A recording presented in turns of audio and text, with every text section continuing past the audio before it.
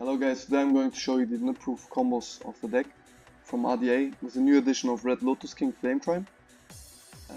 Yeah, let's get started. So, start with Rebellion, searching yourself Magnamut.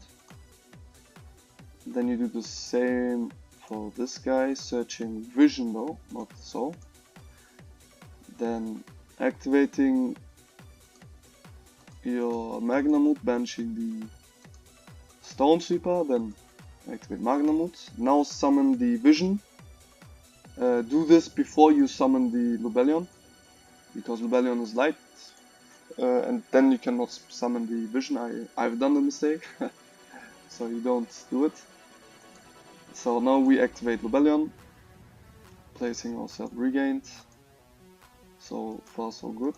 Now we go into the monster negate, which makes us Nibproof, which is the new Gen X synchro. It needs a Dark Chino, which Vision is, and it gives us a negate for every attribute we have in our graveyard, but we can only negate the monster with one attribute once.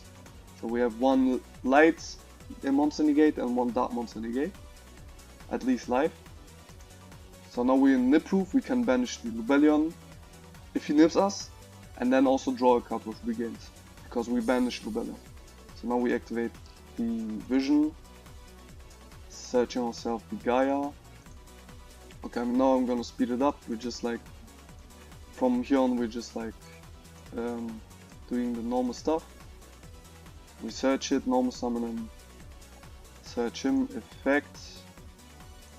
With these two we go into Red Rising. Whatever chaining you like, here I actually prefer to make Lotus Flame Crime chaining 2, because now we're also Ash Proof actually, because we have fire monsters on grave. And yeah, now we're dumping this, summoning this, then going into the Hot Red, activating Red Rain to get it into our hand, and then also placing it face down. And then in the end phase we also get to search the Jerusalem. So what we have now is like 3 interrupts: a fire monster negate, light monster negate, a dark monster negate with this card. So this is basically an Appaloosa, but it also destroys.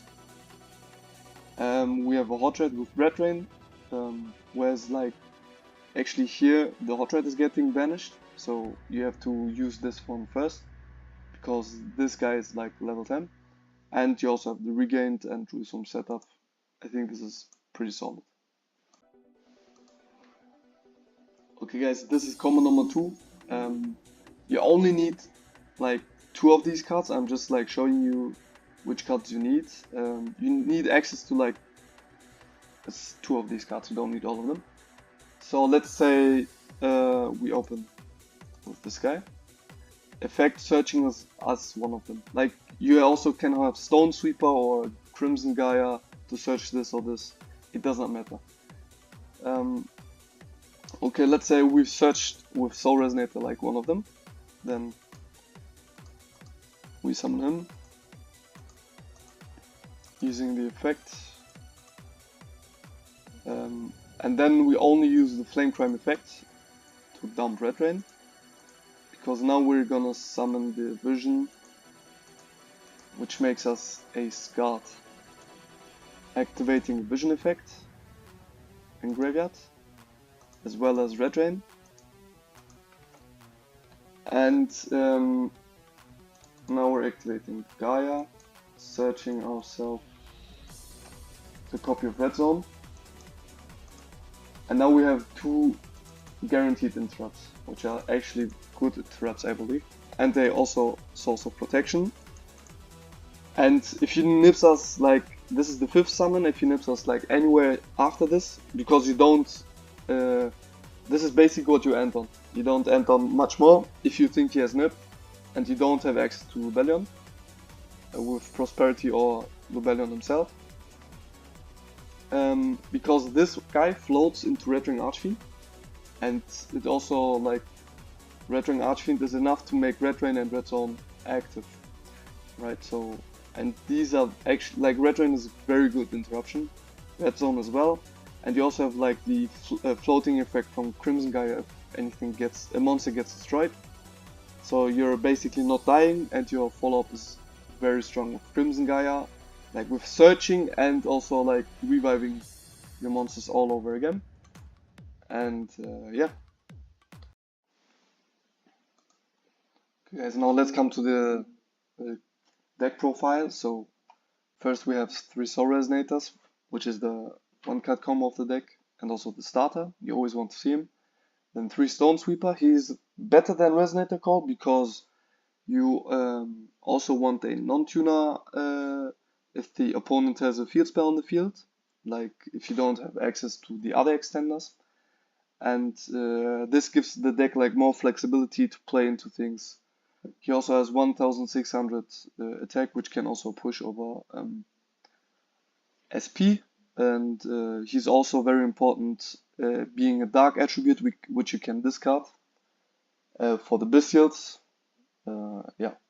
So then 3 Bone Archfiend, which is an extender and a starter, also 1.5 card starter. It's just like insane. You'll probably always want to see this guy because like if he imperms or ashes you on this one and you don't have like follow up, at least like you can build up somewhat of a board with like your semi board breakers or hand traps, whatever approach you play, and then you can do the turn after again. Then the same goes for Crimson Gaia. You want to see these two like more often than these two, because you can search them every single round if you get hand trapped. And right, so this is also 1-card starter. And the Resonators I play is like, I think it became like standard to play 1 Crimson, 1 Synchron, 2 Vision. Even though like Vision in this build is like more important, I actually think I actually thought about bumping this up to 3. Because yeah, why not? Because we play the Bestials, and as you have seen in the combo, we need like Vision to make our boards Nibproof, and he's also very strong into pushing boards because like if you have like any dark level 6, you can just special summon him and then go into your synchro play, search Gaia, and that like builds up so much pressure without normal summoning your soul, without committing your soul. And yeah, it's just like very strong. And also you have the scent from Druiswim if you open Lubellion. It's very strong, I believe. And you also play Prosperity, like for consistency. Like you have 13 1-card starters with Foolish Barrier included.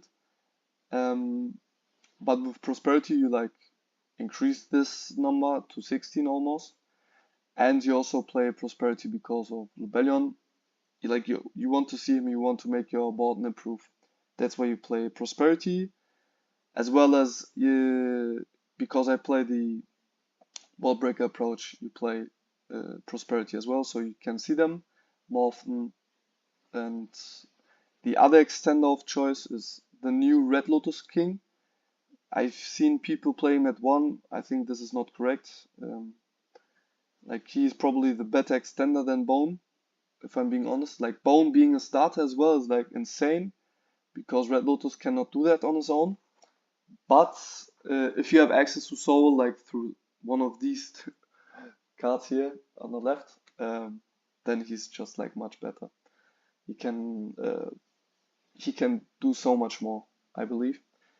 And also the cool thing is like if you play into boards with Flame Crime, for example, you can try to push over Apo because he has 1700 attack. If he only goes for Apo with 2 negates, you can even chain block your Red Rising with him, just like by sending an Imperm or Red Rain. And like for example, let's say he has a Rinprom, you just chain block that, or if he has like an Appaloosa, as I said, you can chain block your Red Rising, and chain blocking this guy, if he has like no effect Veiler or imperm for that, it's very strong. So you always try to get into your synchros. Yeah. So for the ball breakers, I play these three. I think they pair very well. And super poly because, like as I said, you want to have a level 6 Dart monster on the field, and Karura is one. And on top of that, you also like if you open Vision, you can like draw one card as well. It's like very good. Maybe you can try to get into the Bellion with that one. But yeah. So Foolish, as I said, also one card starter. Red Rain, just like very strong cards. You can use it as a chain block with Flame Crime, and Red Zone, also very good crime card. And yeah, the Biscuits also serve like for banishing your synchros. That's why you don't need to play. You don't need to play Overloop. Um, they serve as hand traps. They serve as bodies on the field for climbing into synchros. Whereas Overloop, and they also serve as breaking for breaking boards, and making your lines nib-proof. Whereas Overloop doesn't make you nib-proof. If he nibs you like before after the Crimson Resonator effect, you're done for, even if you have access to him. He does not play into boards very well. He's a brick sometimes in the hand. Yeah, it's just like so much that the Biscuits give, which Overloop does not. That's why I'm not playing him. Sure, if you get in the grind game with Red Zone and Overloop, it's like GG almost, because no deck can outgrind us with this setup. But we have to get there first, and yeah, that's why I like the Biscuits way more. Like they push so much, it's insane. And yeah, so side deck is like usual thing. Only thing I want to like the only thing I want to talk about is red screen. This is like for the 10 pie matchup, very strong card. You need to have this in your side deck, as well as Wildwind for the shifter decks. You'll always need to have one at least in your side deck. And yeah, the other things are like, okay, super poly targets, the Nibproof synchro. Shen is like for your normal summon soul, and if you don't have access to like the extenders but the bestial, you try to go for Shen to survive one turn, and the other thing is like the other synchros are like basic. But yeah, guys, let me know what you think. I think this is like actually the best way to play Red Dragon Archfiend